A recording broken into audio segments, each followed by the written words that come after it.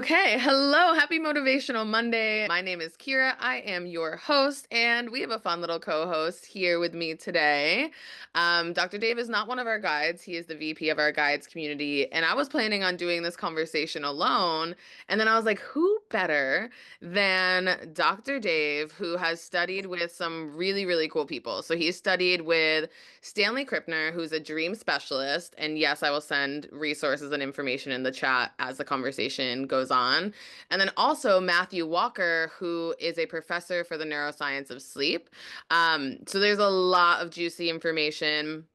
This conversation was inspired, but maybe for two reasons. One, because it's Q2, we are doing well-being for the entire spring season, and this is our last physical well-being conversation because April's coming to an end. And I feel like a lot of people are looking at ways to improve their health and improve their well-being, and sleep is, and I'm not kidding you, the number one superpower for your well-being that you are missing on. And that leads into the second reason why we're specifically doing this conversation about sleep is because I tell everyone in my life all the things that I tell you, but they know me so well that sometimes they don't want to listen to me. And I it's like years of telling people things. So my best friend calls me the other day and he's like, Kira, guess what? And I'm like, what? And he's like, I asked ChatGPT a question. And I'm like, okay, what did you ask? And he's like, I'm trying to get healthier. And I wanted to buy a sauna and I wanted to buy a cold plunge. And then I figured I should just ask ChatGPT what the best habit to develop for my health is. He's like, can you guess what it is? I'm like, dude, just tell me. I was running errands, whatever. He's like, it's sleep. I'm like, thank you finally for starting to tell me the things that I've been telling you. But it really is an essential ingredient in our lives, especially if we're looking to be less stressed, happier, healthier. The list goes on and on and on. So, we have a couple of cool layers of what we'll be diving into today. But I think the first thing I want to start with is some of the common myths that we have around sleep. Can you drop us into some of those? Mm, Common myths around sleep. Well, first one is really the biggest one. And one of the myths around sleep is that you do have a sleep debt. That is, that is fact. But that if you sleep on the weekends, oh, I sleep an extra 5 hours on the weekends, I'm good. That's really not how it works. You do have a sleep debt, no question, but you can't re-up your sleep. It's really a kind of a pattern. And it's also not as easy as people think, where if you take a nap, here and there, that you've taken care of your sleep. Another myth about sleep is that meditation, for example, is not good for your sleep. Like some people fall asleep during meditation and therefore nap. And sometimes they believe that, okay, if I take a nap, I won't be able to sleep at night. That's true to an extent, but it really depends on your circadian rhythm. If you take a nap earlier in the day and then you have enough time for your body to kind of go through your rhythm to kind of be activated and then bring yourself back down, it can work. And I know I'm using meditation and a nap in the same kind of lane here, but that's because if you're like me, sometimes when you meditate, you fall asleep. There's nothing wrong with that. As long as you're trying to meditate, there are meditations that can help with that, such as Yoga Nidra, which is an excellent way to put your body into this relaxed state. And I like to use it kind of to help whenever my REM is slow, and not the band for all my Gen X and old millennials, but when my rapid eye movement is really low, I like to do a couple of exercises. So those are a couple myths that come directly to mind when I think about dreams. Can you think of it? Any? I just want to drop us in there. I don't want to go too deep in. I know, right? I have some things to say. So, and I have a question, but I'll save the question for the end because I'm sure it'll lead into other things. So, Mhm. first and foremost, talking about sleep debt in the sense of the myth, there are two things I want to say on that. One, men and women operate differently with sleep. Women are Yes. significantly more affected by a lack of sleep, and it takes women 4 days to recuperate after 1 day of not great sleep. I actually haven't done the studies or researched the studies on men because I got really intrigued about what it's like to have a woman's experience in a world where most of the science is done on men. Um, but that theory about sleep debt, for any of you who haven't heard of that, is the idea that I can get less sleep today and I can just make it up tomorrow and I'll be fine.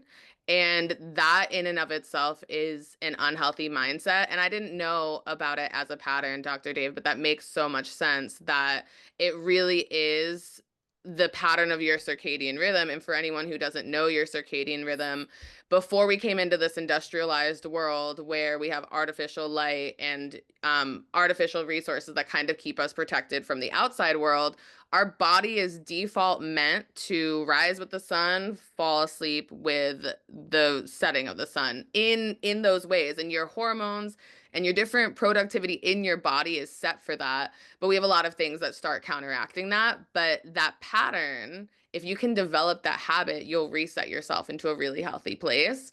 Um, and I'm curious how this was my follow-up question is how are you tracking your REM sleep? Oh, and before you answer your question, Veronica, there is a Q&A button at the bottom. Please ask your question in the chat there. We do have a Q&A at the end where you will be able to ask your questions. We'll be able to answer them for you, and we'll be able to make sure that you have all the wisdom that you need moving forward. But yeah, I'm curious, do you use anything to track your sleep currently?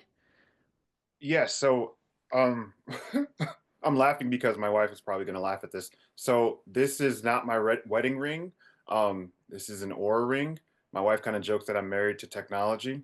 But I love you, babe.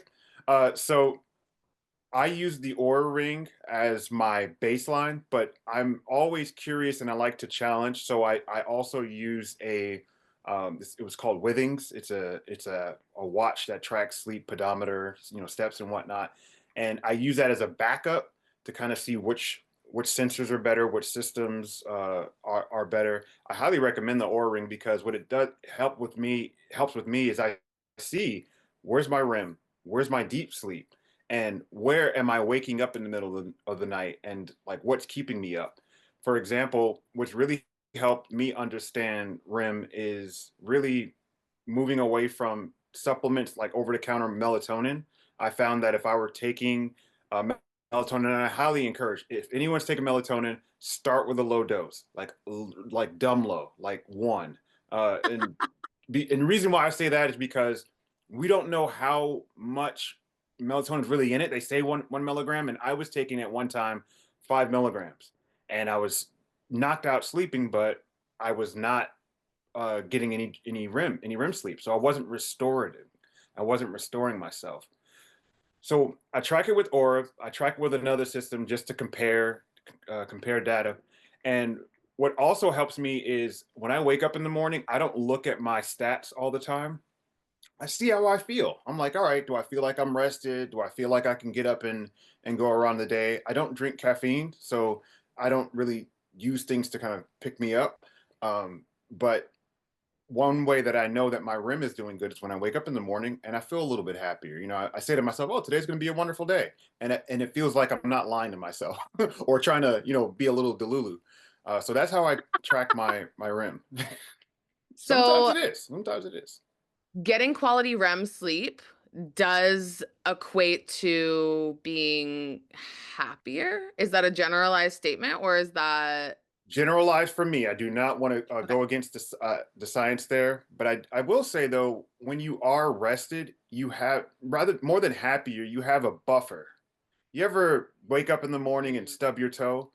Have you ever stubbed your toe and just looked at your toe and said, "All right, that happened," on for the rest of the day? Or you stub your toe and you beep beep beep beep beep. You start cursing, throwing stuff. That's your threshold for frustration. And if your threshold is Mm. lower, that's typically a sign of you have a lack of resources available to you. And your lack of resources are refilled during sleep. Speaking of sleep, and I know this wasn't one of the questions, but one thing, kind of another myth, but that wasn't really about sleep, but it has to do with sleep, is that we learn when we are doing things. We learn when we are, the myth is we learn when we're in class. The truth is, you learn when you're asleep.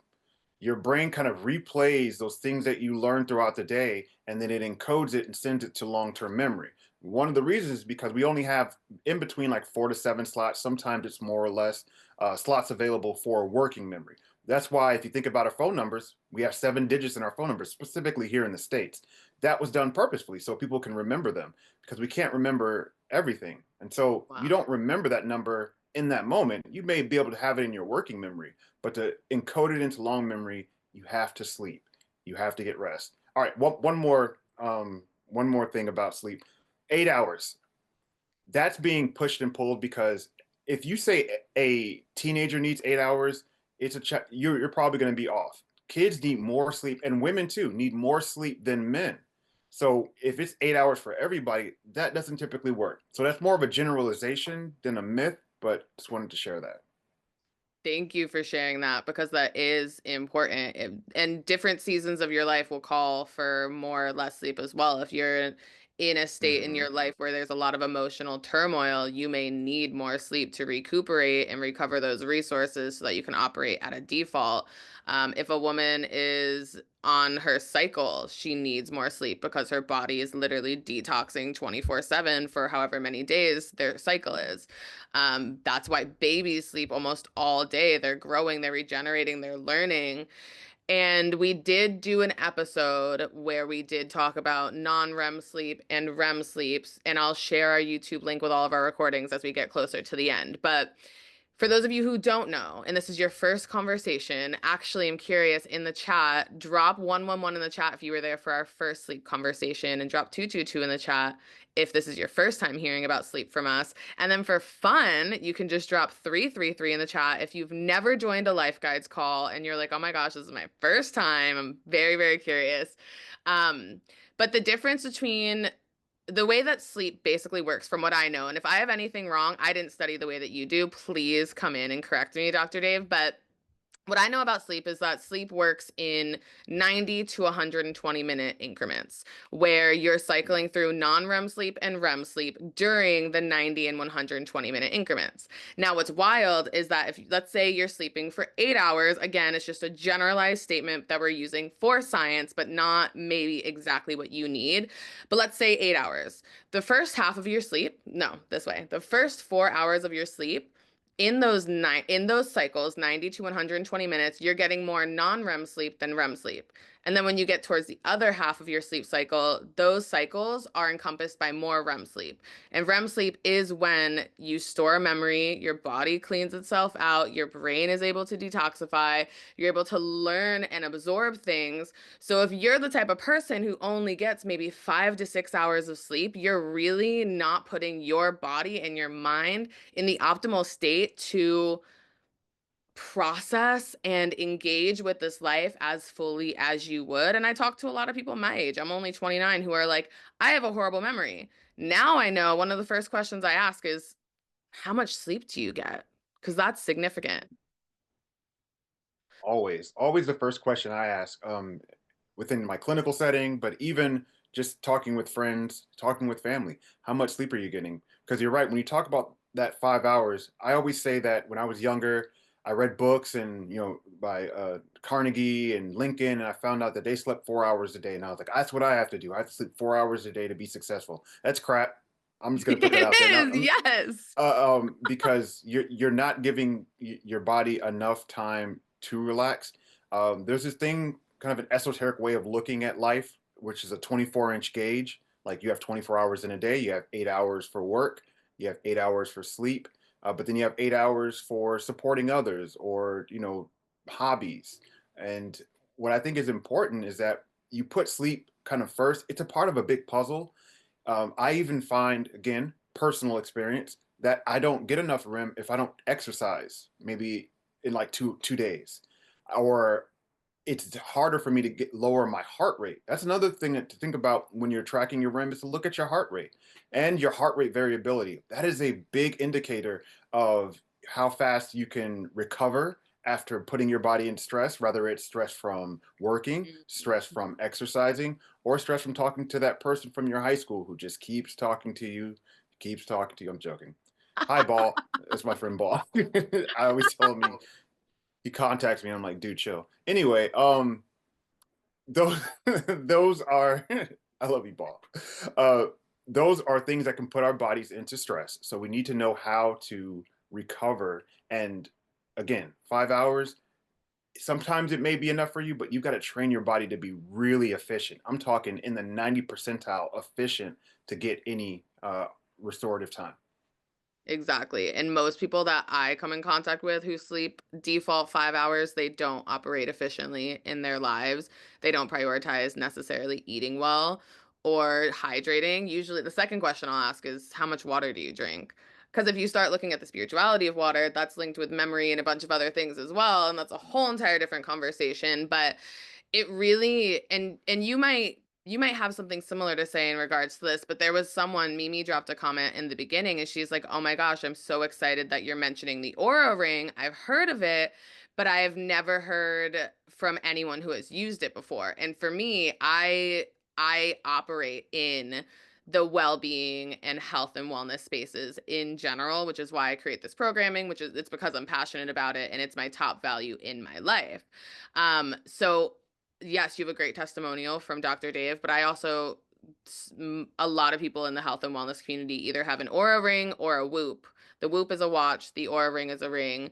And either way, obviously, I love the way that you're getting multiple layers of data for yourself and then comparing them. But there are a lot of great tools that you can have out there that help you and support you on your journey. Do you have any other tools that you suggest for sleep? I love that you mentioned melatonin. I think that's Hmm. really important. But any tools, resources, suggestions, tips, anything along those lines to help people move into getting better sleep and being more aware of their sleep? So first, I always recommend people check out Dr. Andrew Huberman Lab podcast, widely popular, but he has protocols for yoga nidra, for example. But then he also has examples of standard practices to get better sleep. So I always recommend that first. What's worked for me uh, is three things. One, I've started to, and this is scary, put my phone outside of my room or outside of my uh, thing next to my bed. Sorry, I don't decorate. Put the thing next to my bed. I put it, 2 rooms over, and it's kind of like I said, scary because I do have kids, so I do need to be prepared if they need support. But keeping it outside of my room has been fun. The second layer of that one A is I don't check my phone. So even when I wake up, I don't check my phone for the first 15 minutes when I wake up, and it's intentional. Um, Even though there's so much things I can check, so many things I can do, I intentionally go and try to get sunlight. Now I live in the Pacific Northwest, so we don't get a lot of sunlight. But even if you don't, even if it's cloudy, I open up the blinds and just stare to the sky for just 30 seconds or so. What it does for me is it helps me wake up, kind of helps my circadian rhythm get jump started, so that I am able to go to sleep later on. The second thing that I do is sometimes reading at night is better for me than looking at a screen or watching a show. And then I don't have any with me, but I constantly, if you ever see any of my videos, I wear like glasses and they're slightly tinted. I use those on purpose when I have to be in front of light to help reduce some of that strain. Um, and the biggest thing that I do to go to sleep is I inhale for 4, exhale for 8. So if I inhale for 2, I exhale for 4. Whatever I'm inhaling, I extend or double the amount of time that I exhale. For me, doing 2 to 3 of those immediately puts me into a relaxed state. So even if I can't sleep, if I have insomnia or something like that, I do that exercise a couple of times. I start to get, I call it like the wave. So I joke and I say that I'm riding the wave. So I start kind of muttering to myself, righteous, righteous. And my family knows what that means. That means that I'm surfing the relaxation wave towards sleep. I love that so much. I might have to start taking that into my own practice. But it's funny because you and I have very much so many of the same habits and routines. My Hmm. phone, when I'm done with it for the night, and it's usually, I mean, in a perfect world, it's like 30 minutes before I go to bed. It's in my bathroom on airplane mode.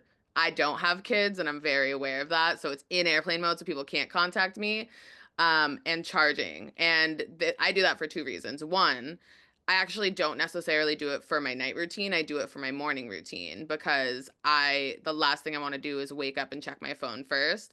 But I also want to get in the habit of waking up as soon as I want to wake up. So my alarm goes off in the other side of my room and I have to already get out of bed. I already have my clothes laid out and I turn my alarm off. Another thing that I don't do I don't check my phone for the first like hour, but I am on the computer within like 30 minutes of Nice. waking up because I don't like to learn at night. I like to, and this is perfect. Oh, what a great segue. You'll appreciate this. I like to dream at night, and that doesn't always mean while I'm asleep, but I like to read novels and books that take me elsewhere. Mhm. During the day when I first wake up, I like to input information and download it and let it percolate inside of me. And then at night, I like to start my process of being elsewhere and not necessarily here. Um, so I think that's a perfect place. We have a few more minutes before Q&A. Let's talk about dreams a little bit. Okay, hold on. All right, if we're gonna talk about dreams, and shout out to the wife, she kind of hooked me up with this. So let's set the mood for dreaming, get a little bit of sparkles going. Let's talk about dreams. So look, we're already in an alternate reality right now. We're already elsewhere. This Yes. is perfect. All right. Now that we've set the mood, let's go. Exactly. So tell us more about some of the research regarding recording dreams and how dreams work and really whatever else you have. I haven't done a lot of a deep dive into this, so this is all new to me, which is fun. All right, I will lightly touch on this, and I don't have the names of the original creators of the research, but this is about 10 years ago. I came into uh, a conference, and the discussion was that they were close to recording dreams using various means, including EEG. And right now, or not right now, at that time, the images that were developed were kind of crude, and you can almost make it out. It's like a dream. You know, dreams are kind of amorphous. You can't really tell. But for me, I dream in color. I don't eat in my dreams. I don't know why, but I don't eat in my dreams. And in my dreams, I constantly have this funny thing, to use Inception as an idea, where sometimes my projections chase me. I think they know I'm sleeping, or they know I'm dreaming, and I'm lucid about it. That's all unregulated or unverified. But when I found out that they were recording dreams, that became interesting to me because I'm like, all right, that's one of the places where we can be free almost, or we have a bit of privacy is in our dreams. And then Super Bowl, I believe it was a couple years happened ago, and I found out that a organization, I don't want to mention an organization, but a beer organization had developed a process to incept dreams based on the research that came out in around 2015. So I just want to let everyone know that your dreams are precious, and there may be a future where your dreams may not be private, or you may get ads in your dreams. So let's enjoy our dreams now. If you don't dream right now, I know some people who, when they sleep, it's just they cut off and then they power back up. You know, that's okay too. Sometimes it may just be that the dream's not on a conscious level where you are kind of experiencing it and know you're dreaming. And I always encourage people to practice lucid dreaming if you can, if you're comfortable, if you feel like you're safe to do it. And one way to do it, or at least to start a dream, is right before you're going to sleep. Just tell yourself, "I'm dreaming, I'm dreaming," or "I'm controlling my dream," or I'm in control of my dream." What that can do is kind of give yourself a little bit of a primer to allow you to dream and allow you to remember my dream. That's another mantra you could say at the beginning too: is "I will remember my dream in the morning. I will remember my dream in the morning." Do that about, 5, 10 times, and just see what happens. And then when you wake up, journal about it. Write it down. It's so much fun to go back to dreams that you had where it makes no sense. And then you look at it and you're like, oh, okay, this is actually me processing, this research or that lab that I was doing, while also processing that very scary movie that I watched. It's all connected. So I'll just say that. It's all connected. I love that. Yeah, so if you all don't know what lucid dreaming is, because not everyone does, Dr. Dave and I are like sciencey little people. We're disguised as sciencey little people, but we also love the esoterics of things. So we can go like really deep into so many things. But lucid dreaming, and add in anything if I get it slightly wrong, because I can't lucid dream yet, but I've never really tried, is where you have actual control and conscious control of your dreams while you're dreaming, and where you have the awareness that you're dreaming and you're able to start changing the things instead of your dream just happening around you. Is that a good definition? That's a good starting definition. There's a couple of more. There's a few more details there, but good start. Beautiful, fantastic. So, as far as, yeah, Cameron, we answered that a little bit. What does it mean if you don't have dreams all the time? I have had Oh yeah. seasons where I dream. I have had seasons where I haven't dreamed, but you can keep a journal by your bed and write down your dreams in the morning. And if you don't have a dream in the morning, still write down, I don't remember my dream and I would like to, Hmm. whatever. But you'll start noticing that the more energy that you put towards dreaming and having dreams and remembering them, the more that you will have dreams and remember them. And when you wake up, you're not the state of existence that you live in at, for me, 11:55 in the morning is very aware, very conscious, very here, very earthbound. But when you first wake up, you're still very much in between worlds. So your conscious mind might not remember it, but as you start writing, you may start remembering little things too. Even if Yeah. it's like, I remember seeing a sunflower growing, whatever, a teeny tiny little thing. You have no idea. And you don't even know what that Mm. means yet, too. That's right. And to answer your question, another part is how much REM are you getting? You know, REM is an important part of the rhythm. And what I like about sometimes, for example, my Oura ring and tracking is I can look at the time that my REM started and I came out of deep sleep and started to go into REM sleep. And let's say I then move into awakeness, like I have to get up and use the bathroom or something like that. I can time, well, what time was that? Oh, okay, that dream I had was at this time.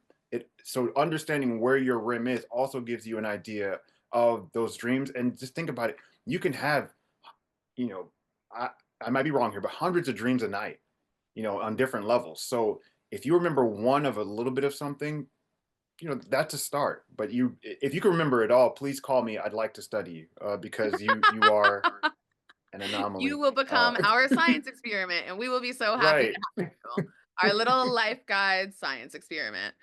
So with that, it's Q&A time. We only have a couple of minutes, and I think we might have answered this.